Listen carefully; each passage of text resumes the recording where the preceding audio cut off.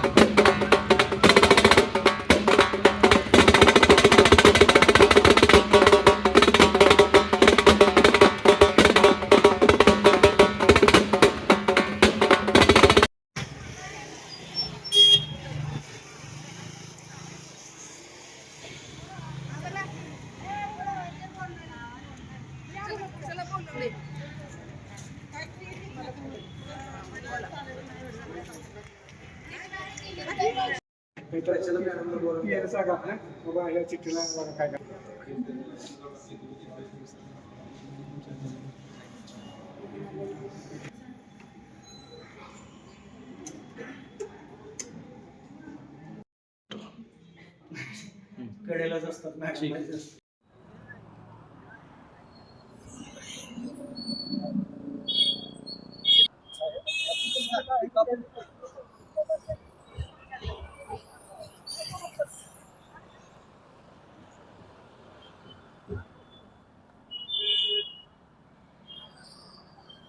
आज आंदोलनाच्या 5व्या दिवशी आपल्या सातारा जिल्हा परिषदेच्या सीओ मॅडम यांनी माझ्या सगळ्या मागासवर्गीय महिलांना संवाद साधण्यासाठी बोलवलं आणि आमचा प्रश्न मार्गी लावला।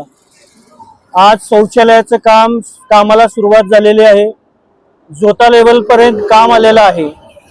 शौचालय 5 ते 6 दिवसात बांधून तयार होईल। आता 2 युनिट मॅडमनी दिलेले आहेत। अजून 2 युनिटचा निधी मॅडमनी आज जाहीर केलेला आहे की अजून 2 युनिट मी आपल्याला बांधून देते।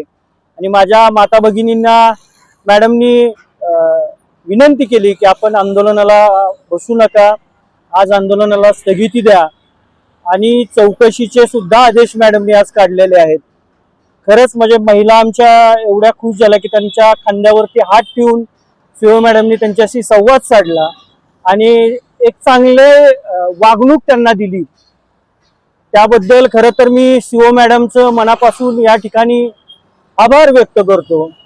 आणि आज त्यांनी ठोस पावलं उचलली की सदरच्या जे गट विकास अधिकारी आहेत, ग्रामसेवक आहेत, ग्रामपंचायत सरपंच आहेत, यांची चौकशी लावलेली आहे आणि संडास सुद्धा आता बांधायला चालू झालेले आहेत। त्यामुळं आमच्या दोन्ही मागण्या आज सीओ मॅडमनी पूर्ण केलेल्या आहेत। त्यामुळं आज आम्ही या आंदोलनास स्थगिती देणार आहोत। आमचे रिपब्लिकन सेनेचे जिल्हाध्यक्षांचं खरं तर करावं एवढं कौतुक या ठिकाणी कमी आहे की गेले 5 दिवस फक्त या माणसानं पाणी पिलं आणि माझ्या महिला भगिनींना न्याय मिळवून दिला। त्यामुळे त्यांचं पण मी मनापासून या ठिकाणी आभार मानतो। या लढ्याला सातारा जिल्ह्यातून रिपब्लिकन सेनेचे सर्व पदाधिकारी इथं आले, त्यांनी जिल्हाध्यक्षांना पाठिंबा दिला। तसंच माझ्या शिरडोणगावच्या सगळे बांधव माता भगिनींनी सुद्धा उत्स्फूर्तपणे आज हातावरची पोटं असताना देखील कामधंदा सोडून दिवस इथं येऊन त्या बसल्यात। त्यांचं पण मी या ठिकाणी आभार मानतो आणि हे आंदोलन आज इथंच संपलं, स्थगित केलं असं जाहीर करतो। साहेब